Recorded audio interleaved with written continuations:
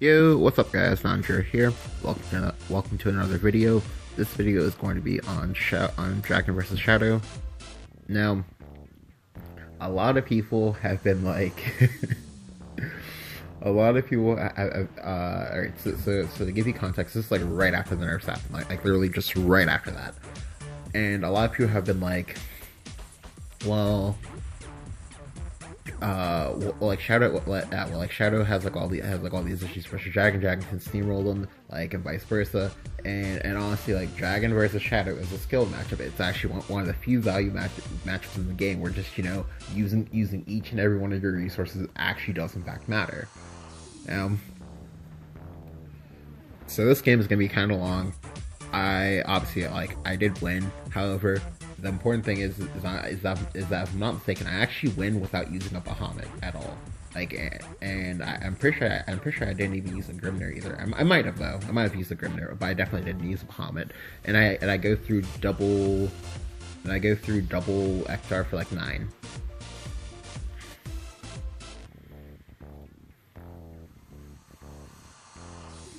Alright, so I keep the Blazing Breath, but not the Dragon Newt Fist, because I'm pretty sure I'm on the play. Okay, no, I was on the draw.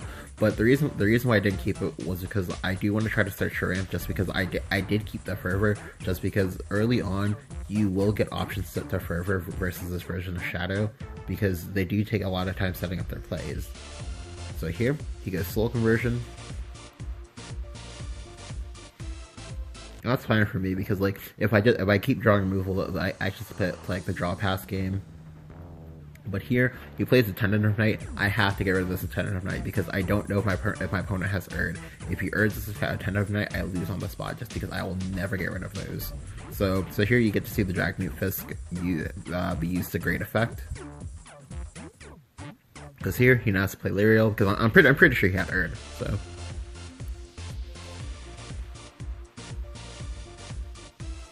And now here, I'm just going to go ahead and Grimnir. I'm going to also Blazing Breath, and I'm just going to full clear his board. I full clear his board because I want to Fervor next turn. The hand that I have, it doesn't work if I don't Fervor. Most likely, so because I haven't been able to ascertain whether or not he is or isn't Nepshadow, and because I don't want to actually, you know, get blown out by Mordecai, I'm going to play Poly.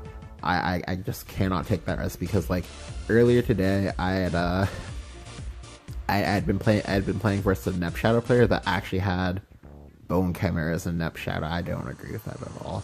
So naturally, versus Shadow, you just want to get down your Poly. If you get down your Poly, you probably win. Well, you probably win, but it's going to take a while. And to be honest, that's fine. Now here, my opponent made a very, very good play. Now, 9 times out of 10, 90% of Shadow players there would just pop the Bone Chimera. But you haven't seen me use a Breath of the Salamander. If you pop that Chimera, I will full clear your board and you will lose on the spot.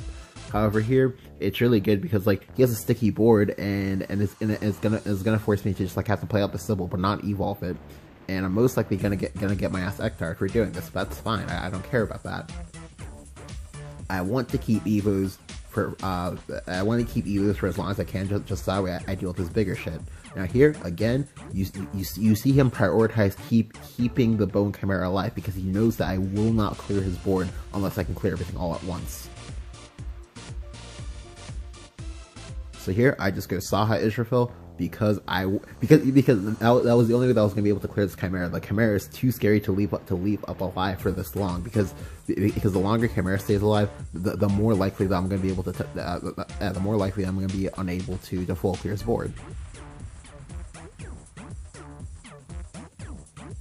Now, if he wants a zombie part of me again, he can. He does opt to Soul Squasher instead, which is perfectly fine. I don't care about that. And then here he goes Demon Eater. Now, him going Demon Eater here, that was a little bit greedy, and I'm going to punish that. Because I'm at 18, and this Poly is here, this Poly is in, like, this is what we're doing. I have some healing in my hand from Israfil plus Fervor, so I'm in a really, really good spot. Additionally, if I can make him overcommit into Bahamut, then that'll be fine for me too, because a lot of times when you play the Poly versus Shadow, they just assume that they will just never want to turn it off, which to be honest is slightly true. However, once you have it in play versus Shadow, you only return it off if you eventually run out of like a clear. So So here, I just go and trade. I just go and full clear again with the Breathless Salamander. Now, he cannot kill me from 10 unless he has exactly Myth of the Underworld plus Tyrant. That's the only way he kills me. And if he doesn't kill me here, then most likely he just never gets to kill me this game. Because here, I'm gonna get another Windblast Shagan. Now this is nice because like anytime he makes any one of these sticky creatures, I can go ahead and pop its main body and then go ahead and follow up and then kill the real body afterwards. So I go ahead and do that. Now I also go ahead and do that by trading in this way. So this way I'll have a 10-10 Israfil and a 5-1 Windblast Dragon. That's nice because like at 10-10 the Israfil doesn't die that easily. So he has to Ektar me here. And this is nice because this is another big Ektar, but it didn't get to go face. Like the last one did not hurt, but I've more or less healed off all of the damage that one did. Now here again, he plays with the Bone Camera because he knows that I will not be able to clear his board unless I can clear all of it all at once, and that if I can't do that, I'm most likely not going to try. Now here I do actually misplay. The correct play was to double Fervor. The reason why the correct play is to double Fervor here is because it puts me back up to 20, so I don't immediately die. Additionally, I see more cards this way. However, I wanted to play to the board. Because something that I noticed is that like a lot of times, obviously the Windblast Shagan by itself is usually not enough unless you compare it with AoE. However, I felt like okay, well if I have the Isla, then I still get to draw another card because I can go Oracle as well. However, if I have the Isla, I can use that to try to pop the Chimera, so that way if I see a Grimnir off the Oracle, then that'll be fine and I can get a full clear that way. Like, I don't really care about taking the 6 damage because, again, while he's drawn a ton of cards, yeah, he's drawn almost through his entire deck, it doesn't matter because unless he has that Tyrant and unless he has that Myth, he's never killing me. Additionally, I've also drawn a lot of cards too, so as you can see, the matchup does go back and forth a lot.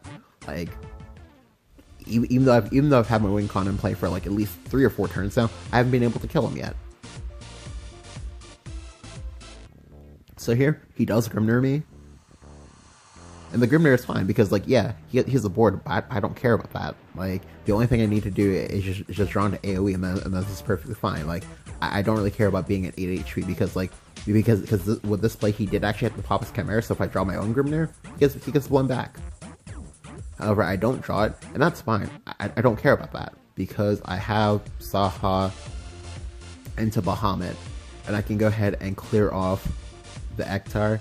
Sure, he'll have 2 damage in play, but again, that's perfectly fine because it's not enough to kill me. He has to have exactly like Ektar plus the Storm plus Luster Mummy in order to kill me. However, here he does draw a last with the Soul Conversion, which is slightly annoying, but okay, well, what can you do? But this is fine too because, like, again, he made that huge board, but like it doesn't matter because all I have to do is I just have to heal. Like, the only thing I have to do is just heal and clear as much as possible, and eventually he's gonna run out of cards. Like, it's gonna take a while, but eventually he's gonna run out of cards.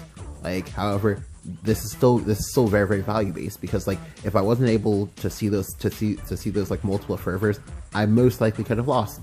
Because I most likely would have been forced to drop my Bahamut, and Bahamut versus Shadow is a joke. The reason why it's a joke is because, like, if they're able to keep their like Necro Assassins or like Lurching Corpse or they're playing Cowie, then like it doesn't do anything.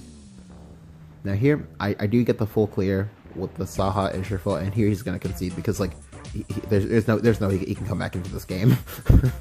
Like, he was more or less out of this game when the second Grimnir failed to do any damage whatsoever, and it just got full cleared. So yeah, this game was really, really interesting. And again, I did just want to show it just that way I could kind of like show to you guys that the matchup does go back and forth, and it honestly just does come down to how good is the Shadow player, how good is the Dragon player. On top of that, like, does the Dragon player get into his poly early? Because honestly, the Shadow is one of the matches where actually you do really want to see the poly, just because right now Necro Assassin is really huge. But yeah, hope you guys enjoyed. Go ahead and leave a like if you did. Let me know what you think about the matchup down in the comments below, and I'll catch you guys next time.